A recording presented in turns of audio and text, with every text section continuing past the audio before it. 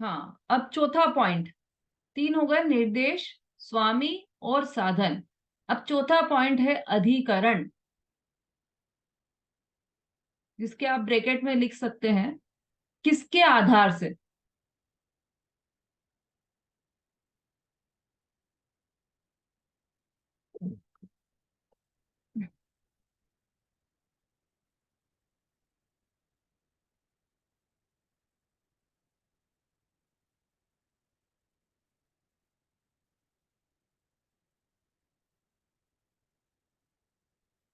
अधिकरण मतलब आधार होता है, संस्कृत में सबने पढ़ा होगा बचपन में यह।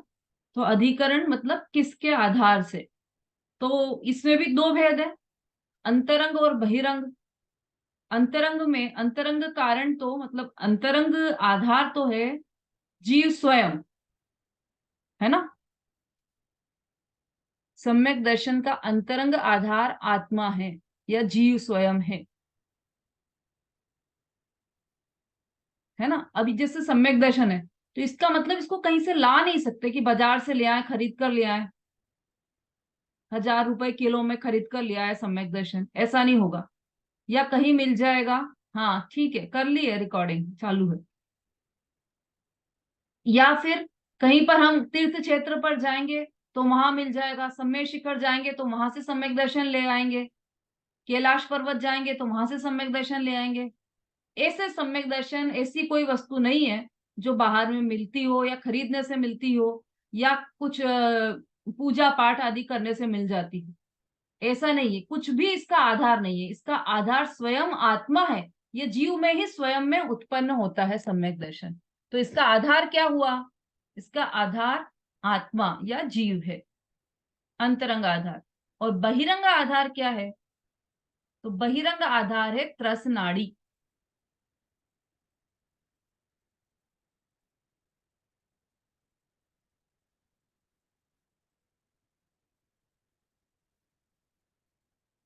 जो लोक के बिल्कुल मध्य में एक त्रस नाड़ी होती है, केवल जीव वहीं पर ही सम्यक तो उत्पन्न कर सकता है। तो त्रस नाड़ी उसका आधार कही गई है। इसके अतिरिक्त और कहीं भी जीव हो और वो सम्यक तो प्राप्त कर ले, ऐसा नहीं होगा। केवल त्रस नाड़ी के जीव ही सम्यक तो प्राप्त कर सकते हैं। इसलिए बहिरंग आधार त्रस नाड़ी कहा गया है। हो गई आधार की बात, 4 पॉइंट हो गए। कुल 6 पॉइंट का हम बायोडाटा अभी बनाने वाले हैं। बायोडाटा तो और भी लंबा है, लेकिन आज हम 6 पॉइंट्स का बनाएंगे। तो 4 हो गए। पांचवा, स्थिति। जिनको सूत्र याद है वो सूत्र भी मन में दोहराते जाए। निर्देश, स्वामित्व, साधन, अधिकरण, स्थिति। पांचवा पॉइंट आया स्थिति।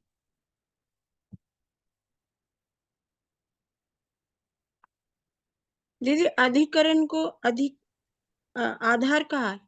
हाँ, अधिकरण अर्थात आधार। आप इसको और सरल करने के लिए कि किसके आधार से उत्पन्न होता है, ऐसा आप ब्रैकेट में लिख सकते हैं, किसके दीदी आधार। फिर आधार आधार में और उसमें फर्क नहीं लग रहा, साधन में। अरे साधन में तो मैंने देखा ना कि किस किस किस तरह से उत्पन्न हो सकता है। वो उत्पत्ति का साधन है, साधन मतलब उत्पत्ति का कारण। और आधार मतलब किसके आधार से होता है समय उसका मतलब किसके आधार पर है वो। जैसे आप खड़े हो, किसके आधार से खड़े हो? जमीन के आधार से खड़ी हूं। उत्पत्ति का कारण क्या है? उत्पत्ति के कारण माता पिता है। तो अंतर हो गया ना दोनों में। अच्छा, ठीक। अब ये जो सम्यक दर्शन है वो किसके आधार से हुआ? कि अंतरंग में तो अंतरंग आधार तो यही है, जीव ही, जीव स्वयं उसका आधार है। और बहिरंग आधार क्या है? तो त्रस नाड़ी इसका बहिरंग आधार है। अब अगला आ जाइए स्थिति। स्थिति को ब्रैकेट में लिख लीजिए काल या समय।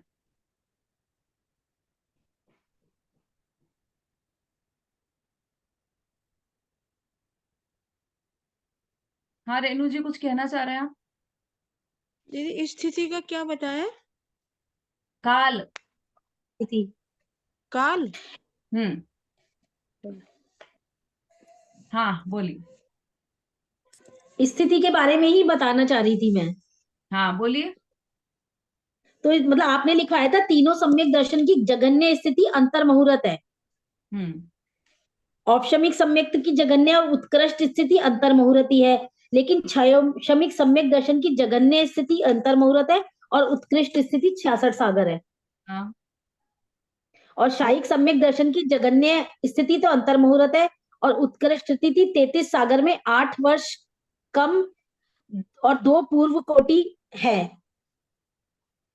नहीं, 33 सागर में नहीं है, इसको आप 33 ठीक सागर करना। Minus, plus.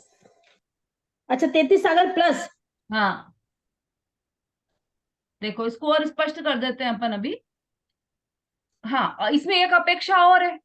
मोक्ष की अपेक्षा तो से तो सादी अनंत है छाइक सम्यक।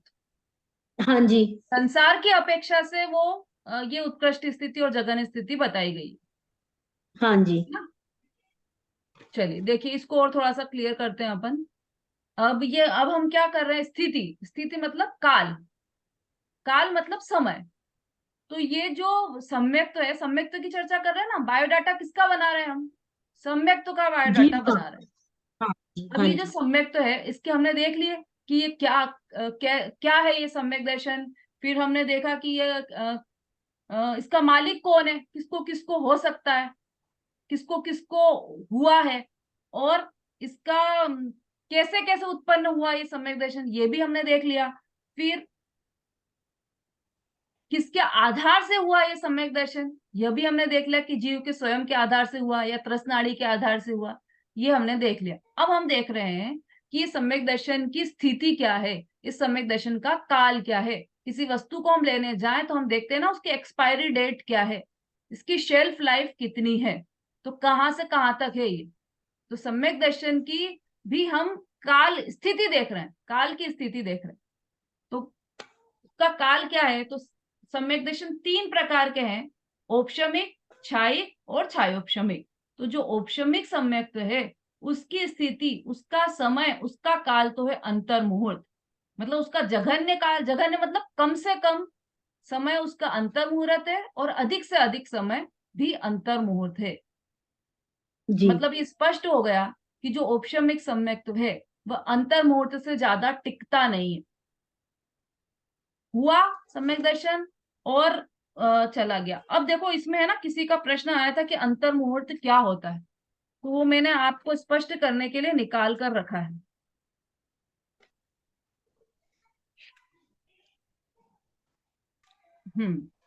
अब ये जो काल है, शायद मंजू जी का प्रश्न था ये, अंतर मुहूर्त क्या होता है ना।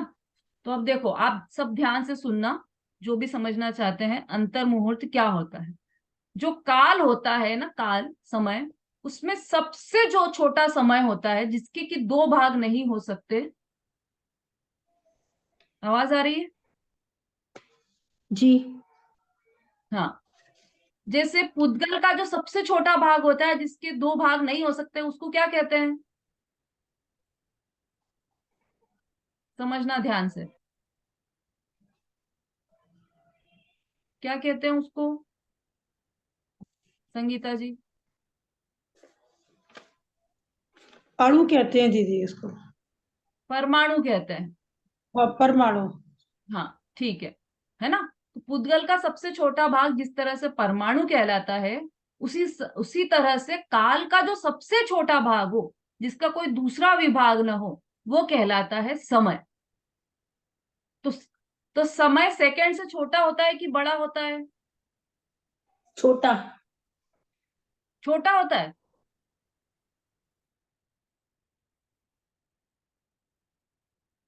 बबीता जी, समय सेकंड से छोटा होता है या बड़ा? छोटा होता है। छोटा होता है। चलो और भी किसी से पूछ लेते हैं। नमिता जी? छोटा होता है। हाँ, ठीक बताया सभी ने, मतलब सब ध्यान से सुन रहे हैं। जो समय है वो सबसे छोटा भाग है, तो सेकंड तो उससे छोटा होगा ही सही, तो उससे बड़ा होगा, समय से बड़ा सेकंड होगा, है ना। और समय से मतलब 1 सेकंड में असंख्यात समय आ जाते हैं, इतना बड़ा है सेकंड। और सेकंड का भी नैनो सेकंड निकल गया है आजकल, तो नैनो सेकंड में भी असंख्यात समय निकल जाते हैं। तो समय सबसे छोटा हुआ। अब असंख्यात समय की एक आवली, ध्यान से सुनना, केवल सुनना, लिखने का प्रयास मत करना, क्योंकि लिख नहीं पाओगे आप। केवल समझाने के लिए ये बात चल रही है। समय सबसे छोटा, और ऐसे एक एक समय करके असंख्यात जो समय होगा उसकी एक आवली, असंख्यात आवली का एक श्वास, 49 श्वासों का एक लव, और 48.5 लव की एक घड़ी, 2 घड़ी का एक मुहूर्त, है ना। इसमें आ गया उत्तर आपका मंजू जी। 2 घड़ी का एक मुहूर्त, तो 2 घड़ी से भी कम हुआ अंतर मुहूर्त। ठीक है, अंतर मुहूर्त मतलब मुहूर्त के अंदर का तो मुहूर्त ही हो गया। 2 घड़ी मतलब एक मुहूर्त हो गई, अंतर मुहूर्त मतलब उससे कम। अब 30 मुहूर्त का एक दिन, रात्रि 24 घंटे, ये 30 मुहूर्त आ गए इसमें। फिर 30 दिन का एक माह, 12 माह का एक वर्ष, 84 लाख वर्ष का एक पूर्वांग, 84 लाख पूर्वांग का एक पूर्व, 84 लाख पूर्व का एक नयुतांग। पूर्व का भी प्रश्न आया था ना, पूर्व कितना होता है, तो कोड़ी पूर्व, 2 कोड़ी पूर्व, तो पूर्व मतलब 84 लाख पूर्वांग का एक पूर्व होता है, और 84 लाख वर्ष का एक पूर्वांग। ऐसे ऐसे 84 लाख करके, मतलब एक पूर्वांग 84 लाख वर्ष का, तो ऐसे 84 लाख पूर्वांग उसका एक पूर्व हुआ। और ऐसे अपने कितने पूर्व थे, यहाँ पर 2 पूर्व थे, तो 2 कोड़ी पूर्व हो गए थे वो। अब 84 लाख पूर्व का एक नयुतांग, 84 लाख नयुतांग का एक नयुत, 84 लाख नयुत का एक कुमुदांग, 84 लाख कुमुदांग का एक कुमुद, 70 लाख करोड़ 56,000 वर्षों के समूह का नाम है एक पूर्व। 70 लाख करोड़ 56,000 इसका एक पूर्व है ना। अब इसे तो इसमें सागर का भी पूरा प्रमाण दिया है। सागर का सुनना है आपको, कैसे होते हैं सागर, चलो पढ़ लेते हैं एक बार।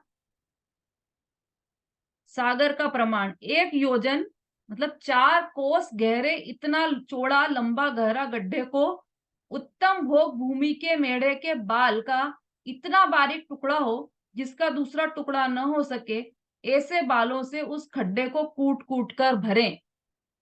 पहले तो कितना, 1 योजन मतलब 4 कोस गहरा और उतना ही चौड़ा और उतना ही लंबा एक गहरा गड्ढा खोदो। खोद लिया, 1 योजन मतलब 4 कोस, 4 कोस हो गया कितना, पूरा ग्वालियर हो गया है, उससे भी बड़ा हो गया। 4 कोस तो बहुत बड़ा हो गया। इतना बड़ा गड्ढा खोदो, उतना गहरा, उतना ही लंबा, उतना ही चौड़ा। उस गड्ढे को भरना है पूरा। किससे भरना है, कि जो उत्तम भोग भूमि के मेढ़े होते हैं, मेढ़े मतलब ऐसे खरगोश टाइप कोई जीव है, उसके बाल होते हैं एकदम सॉफ्ट। वो भी इसमें तो इतना नहीं लिखा है, लेकिन अगर और कहीं से पढ़ेंगे आप किसी अन्य आगम में से, तो उसमें लिखा है 7 दिन का मेढ़ा होना चाहिए, तो उसके बाल बहुत सॉफ्ट रहते हैं। इतने सॉफ्ट बाल का इतने एकदम बारीक टुकड़ा करो जिसका कोई दूसरा टुकड़ा ना हो सके। ऐसे टुकड़ों से उस गड्ढे को कूट कूट कर भर दो। फिर 100 वर्ष बीत जाने पर एक बाल निकालो। 100 ईयर हो गए, एक बाल निकालो। फिर 100 ईयर हो गए, फिर एक बाल निकालो। जितने समय में वह गड्ढा खाली हो, उस समय को एक व्यवहार पल्य कहते हैं। ऐसे असंख्यात व्यवहार पल्य का एक उद्धार पल्य होता है, ऐसे असंख्यात उद्धार पल्य का एक अद्धा पल्य होता है, ऐसे 10 करोड़ अध्या पल्य को एक व्यवहार सागर होता है, 10 करोड़ कोड़ी व्यवहार सागर का एक उद्धार सागर होता है, 10 कोड़ा कोड़ी उद्धार सागर का एक अद्धा सागरोपम होता है। इससे देव नारकी की आयु का प्रमाण जाना जाता है। कर्मों की स्थिति भी इसी सागरोपम से आगम में बताई है।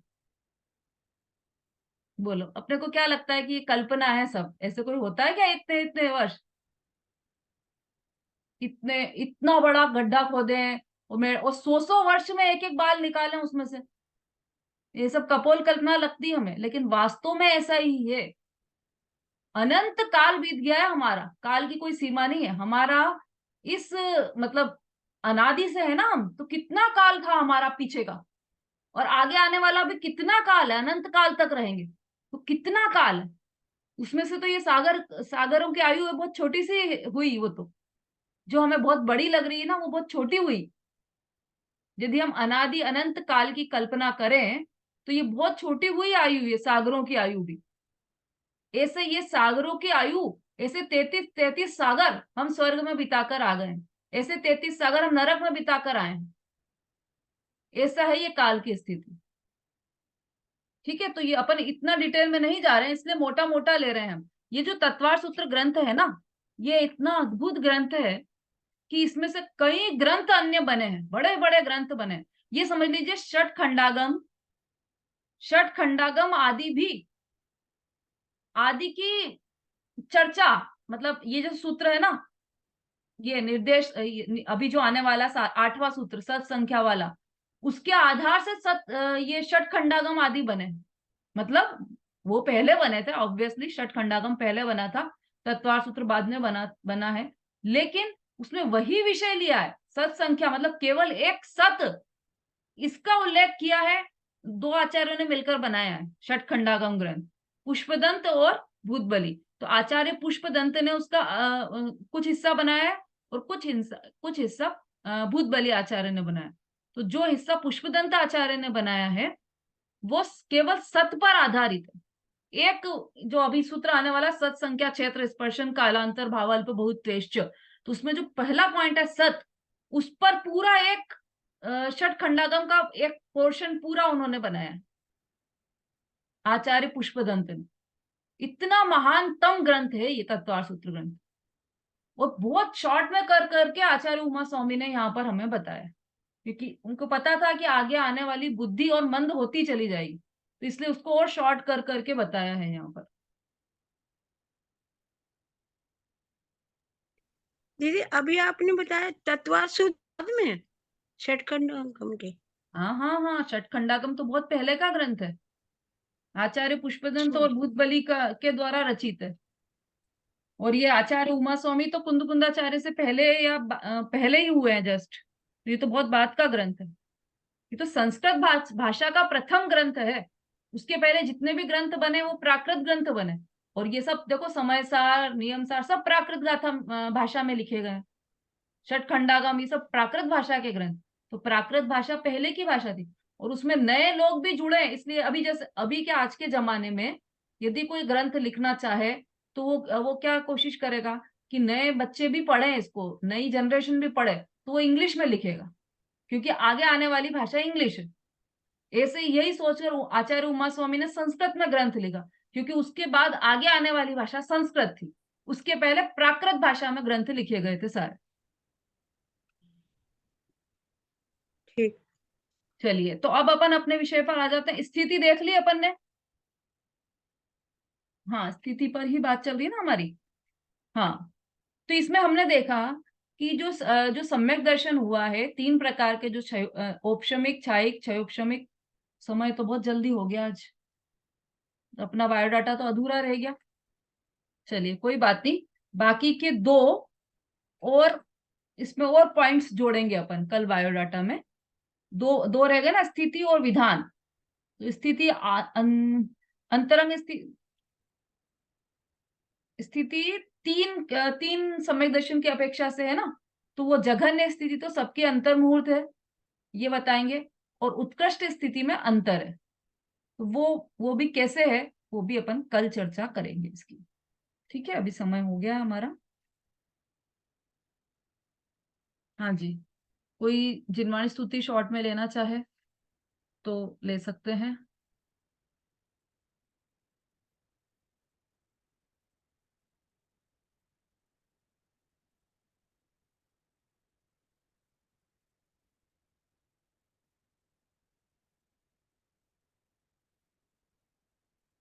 हाँ जी विशु जी। दीदी भजन बोल दूं? हाँ हाँ बिल्कुल। पूरी ध्यान धरो प्रभु चरण में, प्रभु मिले आत्म में, आत्म जाने कौन से तन में, कोई जाने ना। और ध्यान धरो प्रभु चरण में, साधु को ज्ञानी तरसे, ज्ञानी को आत्मा, ज्ञानी को आत्मा। रे भगवान रे, ज्ञान छयो कौन से जन में, कोई जाने ना। और ध्यान धरो प्रभु चरण में, प्रभु मिले आत्म में, आत्म जाने कौन से तन में, कोई जाने ना। और ध्यान धरो प्रभु चरण में, मतलब की दुनिया सारी, झूठे सब लोग हैं, झूठे सब लोग हैं। मिट्टी की काया है ये, काया की मौज है, काया की मौज है। क्या होगा कौन से पल में, कोई जाने ना। और ध्यान धरो प्रभु चरण में, प्रभु मिले आत्म में, आत्म जाने कौन से तन में, कोई जाने ना। और ध्यान धरो प्रभु चरण में। पादुशांकी निवाणी माता की जय हो। बहुत अच्छा। जावाणी के ज्ञान से सूझे लोकालो, सोवाणी मस्तक नमो सदा देत हूँ धूप। बोलिए जिनवाणी माता की जय, महान जैन धर्म की जय। जय जिनेन्द्र दीदी, सभी को जय जिनेन्द्र। सभी को जय जिनेन्द्र। जय जिनेन्द्र। जय जिनेन्द्र। सभी को